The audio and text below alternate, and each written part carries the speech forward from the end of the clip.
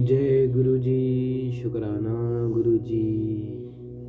संध्या की आत्मा होती उसका अरुंधति के रूप में अवतरीर्ण होकर मुनिवर वशिष्ठ के साथ विवाह करना, ब्रह्मा जी का रुद्र के विवाह के लिए प्रयत्न और चिंता तथा भगवान विष्णु का उन्हें शिवा की आराधना के लिए उपदेश देकर चिंता मुक्त करना।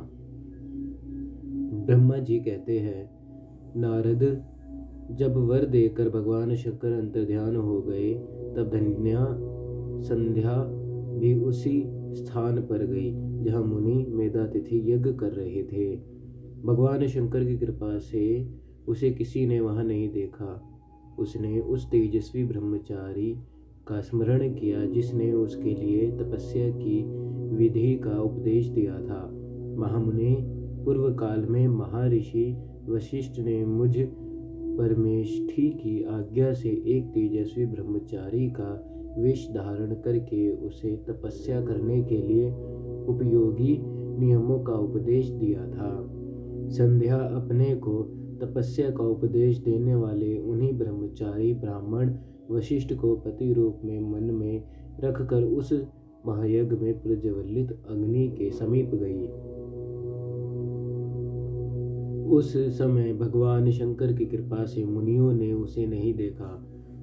ब्रह्मा जी की वह पुत्री बड़े हर्ष के साथ उस अग्नि में प्रविष्ट हो गई। उसका परोडाश में शरीर तत्काल दग्ध हो गया। उस परोडाश की अलक्षित गंध सब ओर फैल गई। अग्नि ने भगवान शंकर की आज्ञा से उसके स्वर्ण जैसे शरीर को जलाकर शुद्ध करके पुनः सूर्यमंडल में पहुंचा दिया। तब सूर्य ने पितरों और देवताओं की तृप्ति के लिए उसे 2 भागों में विभक्त करके अपने रथ में स्थापित कर दिया। मुनीश्वर, उसके शरीर का ऊपरी भाग प्रातः संध्या हुआ, जो दिन और रात के बीच में पड़ने वाली आदि संध्या है, तथा उसके शरीर का शेष भाग साय संध्या हुआ, जो दिन और रात के मध्य में होने वाली अंतिम संध्या है। साय संध्या सदा ही पितरों को प्रसन्नता देने वाली होती है। सूर्योदय से पहले जब अरुणोदय हो, प्राची के क्षितिज में लाली छा जाए, तब प्रातः संध्या प्रकट होती है, जो देवताओं को प्रसन्न करने वाली है। जब लाल कमल के समान सूर्य अस्त हो जाते हैं, उसी समय सदा साय संध्या का उदय होता है, जो पितरों को आनंद प्रदान करने वाली है।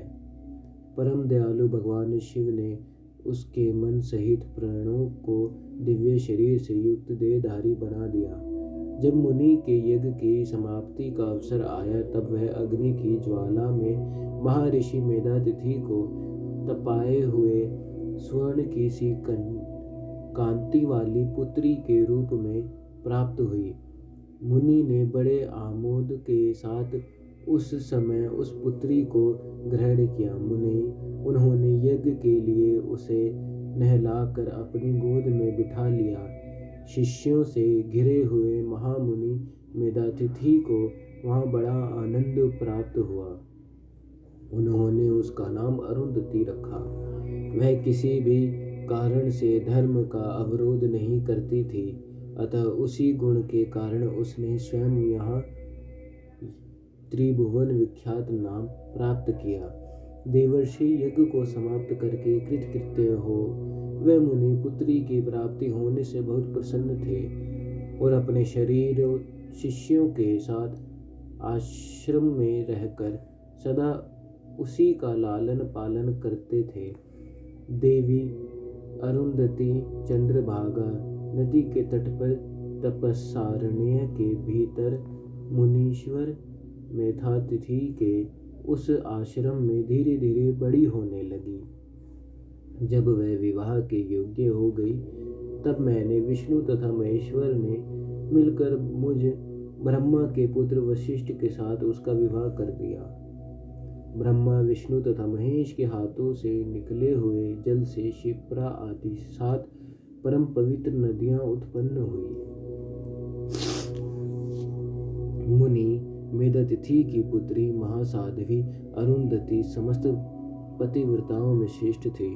वह महर्षि वशिष्ठ को पति रूप में पाकर उनके साथ बड़ी शोभा पाने लगी। उससे शक्ति आदि शुभ एवं श्रेष्ठ पुत्र उत्पन्न हुए। मुनि श्रेष्ठ वह प्रियतम पति वशिष्ठ को पाकर विशेष शोभा पाने लगी। मुनि श्रोमणे, इस प्रकार मैंने तुम्हारे समक्ष संध्या के पवित्र चरित्र का वर्णन किया है, जो समस्त कामनाओं के फलों को देने वाला परम पावन और दिव्य है। जो स्त्री यह शुभ व्रत का आचरण करने वाला पुरुष इस प्रसंग को सुनता है, वह संपूर्ण कामनाओं को प्राप्त कर लेता है। इसमें अन्यथा विचार करने की आवश्यकता नहीं है। प्रजापति ब्रह्मा जी की यह बात सुनकर नारद जी का मन प्रसन्न हो गया और वह इस प्रकार बोले। नारद जी ने कहा, ब्राह्मण, आपने अरुंधति की तथा पूर्व जन्म में उसकी स्वरूप भूता संध्या की बड़ी उत्तम दिव्य कथा सुनाई है, जो शिव भक्ति की वृद्धि करने वाली है। धर्मज्ञ, अब आप भगवान शिव के उस परम पवित्र चरित्र का वर्णन कीजिए, जो दूसरों के पापों का विनाश करने वाला उत्तम एवं मंगलदायक है। जब कामदेव रति से विवाह करके हर्षपूर्वक चला गया, दक्ष आदि अन्य मुनि भी जब अपने अपने स्थान को पधारे और जब संध्या तपस्या करने के लिए चली गई, उसके बाद वहाँ क्या हुआ? ब्रह्मा जी ने कहा, विप्रवर नारद, तुम धन्य हो, भगवान शिव के सेवक हो, अतः शिव की लीला से युक्त हो। उनका शुभ चरित्र है, उसे भक्ति पूर्वक सुनो। तात, पूर्व काल में मैं एक बार जब मोह में पड़ गया और भगवान शंकर ने मेरा उपहास किया, तब मुझे बड़ा क्षोभ हुआ। वस्तुतः शिव की माया ने मुझे मोह लिया था, इसलिए मैं भगवान शिव के प्रति ईर्ष्या करने लगा। किस प्रकार सो बताता हूँ, सुनो। मैं उस स्थान पर गया जहाँ दक्ष राज मुनि उपस्थित थे। वहीं रति के साथ कामदेव भी थे। नारद, उस समय मैंने बड़ी प्रसन्नता के साथ दक्ष तथा दूसरे पुत्रों को संबोधित करके वार्तालाप आरंभ किया। उस वार्तालाप के समय मैं शिव की माया से पूर्णतः मोहित था। अतः मैंने कहा, पुत्रों, तुम्हें ऐसा प्रयत्न करना चाहिए जिससे महादेव जी किसी कामनीय कांति वाली स्त्री का पानी ग्रहण करें। इसके बाद मैंने भगवान शिव को मोहित करने का भार रति सहित कामदेव को सौंपा। कामदेव ने मेरी आज्ञा मानकर कहा, प्रभु, सुंदरी स्त्री ही मेरा अस्त्र है, अतः शिव जी को मोहित करने के लिए किसी नारी की सृष्टि कीजिए। यह सुनकर मैं चिंता में पड़ गया और लंबी सांस खींचने लगा।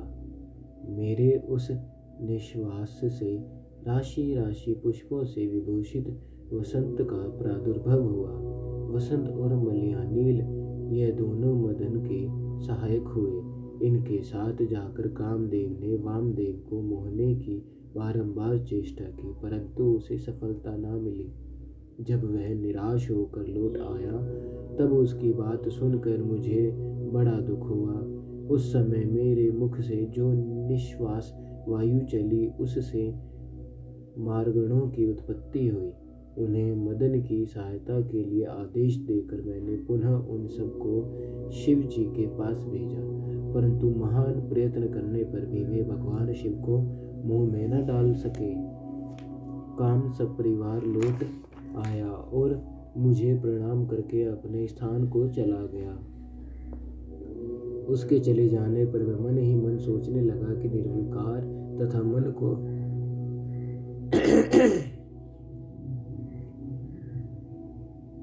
उसके चले जाने के बाद मैं मन ही मन सोचने लगा कि निर्विकार तथा मन को वश में रखने वाले योगपरायण भगवान शंकर किसी स्त्री को अपनी सहधर्मिणी बनाना कैसे स्वीकार करेंगे। यही सोचते सोचते मैंने भक्ति भाव से उन भगवान श्री हरि का स्मरण किया, जो साक्षात शिव स्वरूप तथा मेरे शरीर के जन्मदाता हैं। मैंने दीन वचनों से शुद्ध युक्त शुभ स्तोत्रों द्वारा उनकी स्तुति की। उस स्तुति को सुनकर भगवान शीघ्र ही मेरे सामने प्रकट हो गए। उनके 4 भुजाएं शोभा पाती थी, नेत्र प्रफुल्ल कमल के समान सुंदर थे। उन्होंने हाथों में शंख, चक्र, गदा और पाशाद ले रखे थे। उनके श्याम शरीर पर पीतांबर की बड़ी शोभा हो रही थी। वह भगवान श्री हरि भक्त प्रिय है, अपने भक्त उन्हें बहुत प्रिय है। सबके उत्तम शरणदाता उन श्री हरि को उस रूप में देखकर मैंने नेत्रों से प्रेम आश्रु की धारा बहा चली और मैं गदगद कंठ से बारंबार उनकी स्तुति करने लगा। मेरे उस स्तोत्र को सुनकर अपने भक्तों के द्वारा दूर करने वाले भगवान विष्णु बहुत प्रसन्न हुए और शरण में आए हुए मुझ ब्रह्म से बोले, महाप्राज्ञ विधाता लोक श्रेष्ठा ब्राह्मण, तुम धन्य हो। बताओ तुमने किस लिए आज मेरा स्मरण किया है और किस निमित्त से यह स्तुति की जा रही है। तुम पर कौन सा महान दुख आ पड़ा है, उसे मेरे सामने इस समय कहो।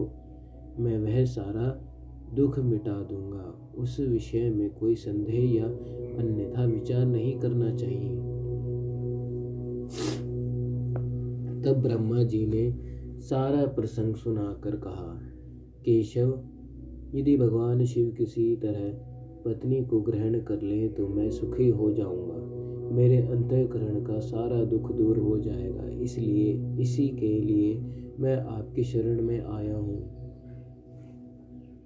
मेरी यह बात सुनकर भगवान मधुसूदन हंस पड़े और मुझे लोकश्रेष्ठ ब्रह्मा का हर्ष बढ़ते हुए मुझसे शीघ्र ही यूं बोले, विधाता, तुम मेरा वचन सुनो। यह तुम्हारे ब्रह्म का निवारण करने वाला है। मेरा वचन ही वेद शास्त्र आदि का वास्तविक सिद्धांत है। शिव ही सबके कर्ता, भर्ता और हर्ता है। वह ही परात्पर है, पार ब्रह्म परमेश्वर, निर्गुण, नित्य, अनिर्देश्य, निर्विकार, अद्वितीय, अच्युत, अनंत, सबका अंत करने वाले स्वामी और सर्वव्यापी परमात्मा एवं परमेश्वर है।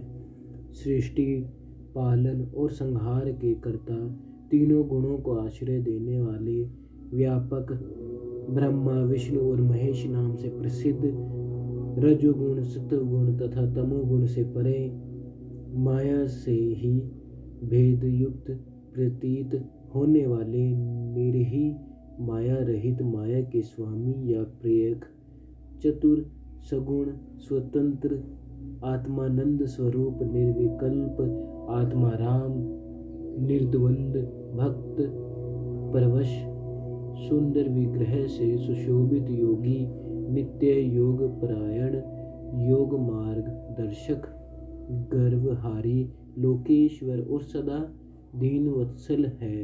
तुम उन्हीं की शरण में जाओ। सर्वात्मन शंभु का भजन करो। इससे संतुष्ट होकर वे तुम्हारा कल्याण करेंगे। ब्राह्मण, यदि तुम्हारे मन में यह विचार हो कि शंकर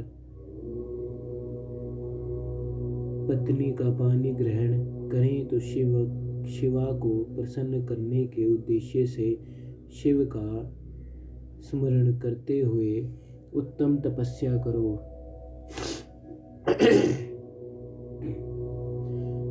अपने उस मनोरथ को हृदय में रखते हुए देवी शिवा का ध्यान करो। वे देवेश्वरी यदि प्रसन्न हो जाए तो सारा कार्य सिद्ध कर देंगी। यदि शिवा सगुण रूप से अवतार ग्रहण करके लोक में किसी की पुत्री को मानव शरीर ग्रहण करे तो वह निश्चय ही महादेव जी की पत्नी हो सकती है। ब्राह्मण, तुम दक्ष को आज्ञा दो, वह भगवान शिव के लिए पत्नी का उत्पादन करने के निमित्त स्वतः भक्ति भाव से प्रयत्न पूर्वक तपस्या करे। तत्पश्चात शिवा और शिव दोनों को भक्त के अधीन जानना चाहिए।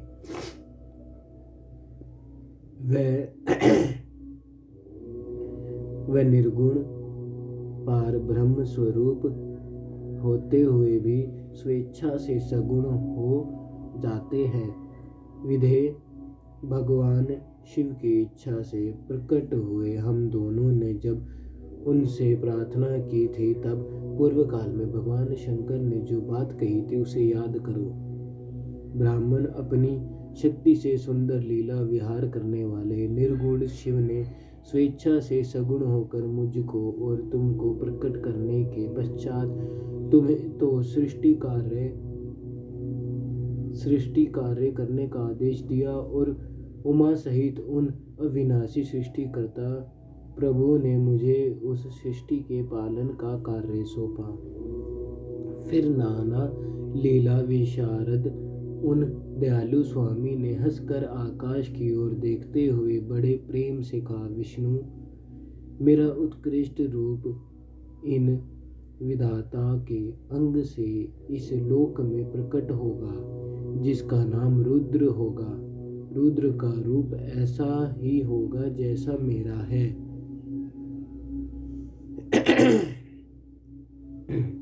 वह मेरा पूर्ण रूप होगा। तुम दोनों को सदा उसकी पूजा करनी चाहिए। वह तुम दोनों के संपूर्ण मनोरथों की सिद्धि करने वाला होगा। वही जगत का प्रलय करने वाला होगा। वह समस्त गुणों का दृष्टा, निर्विशेष एवं उत्तम योग का पालक होगा। यद्यपि तीनों देवता मेरे ही रूप है, तथापि विशेषतः रुद्र मेरा पूर्ण रूप होगा। पुत्रों, देवी उमा के भी 3 रूप होंगे। एक रूप का नाम लक्ष्मी होगा, जो इन श्री हरि की पत्नी होंगी। दूसरा रूप ब्रह्मा पत्नी सरस्वती है। तीसरा रूप सती के नाम से प्रसिद्ध होगा। सती उमा का पूर्ण रूप होगी। वह ही भावी रुद्र की पत्नी होंगी। ऐसा कहकर भगवान महेश्वर हम पर कृपा करने के पश्चात वहाँ से अंतर्ध्यान हो गए और हम दोनों सुखपूर्वक अपने अपने कार्य में लग गए।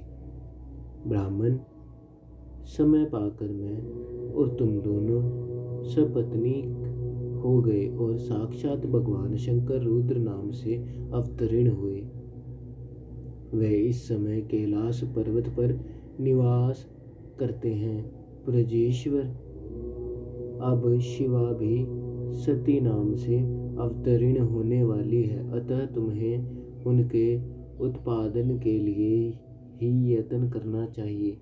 ऐसा कहकर मुझ पर बड़ी भारी दया करके भगवान विष्णु अंतर्ध्यान हो गए और मुझे उनकी बातें सुनाकर बड़ा आनंद प्राप्त हुआ। जय गुरु जी, शुक्राना गुरु जी।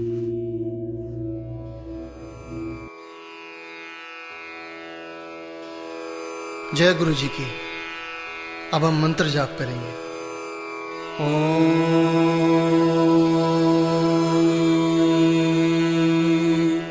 नमः शिवाय। शिव जी सदा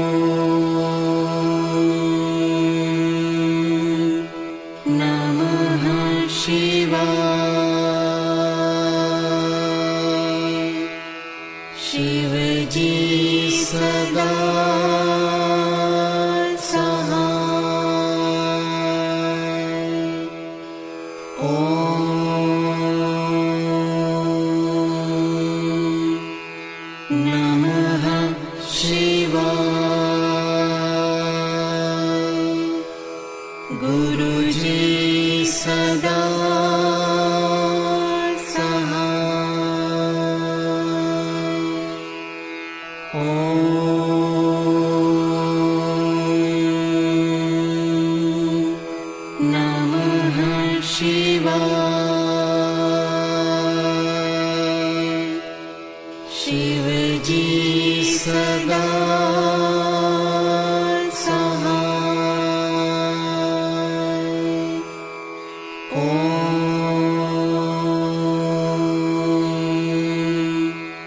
नमः शिवाय।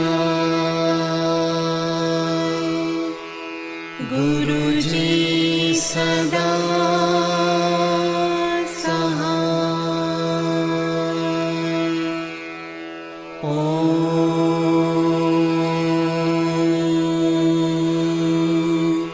नमः शिवाय। शिव जी सदा सहाय।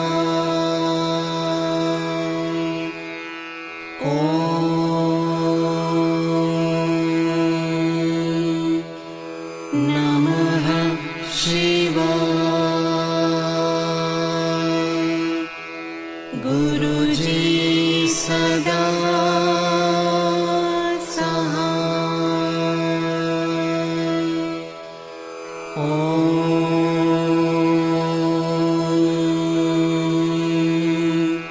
नमः शिवाय। शिव जी सदा सहाय।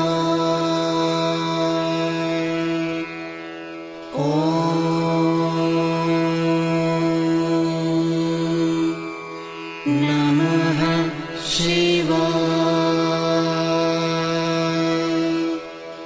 गुरुजी सदा सहाय।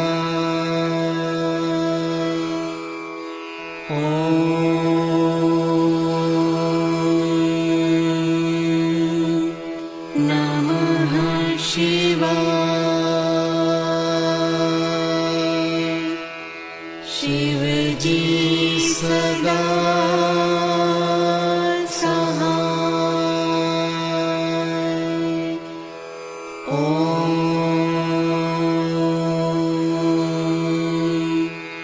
नमः शिवाय। गुरुजी सदा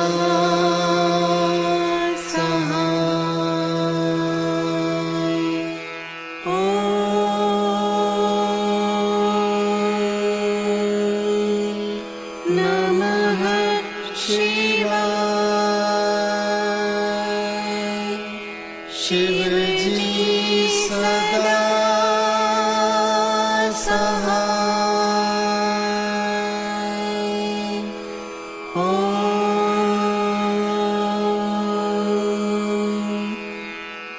नमः शिवाय।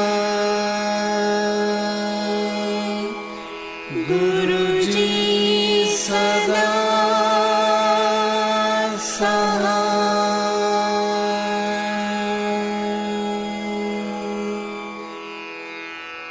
जय गुरु जी की।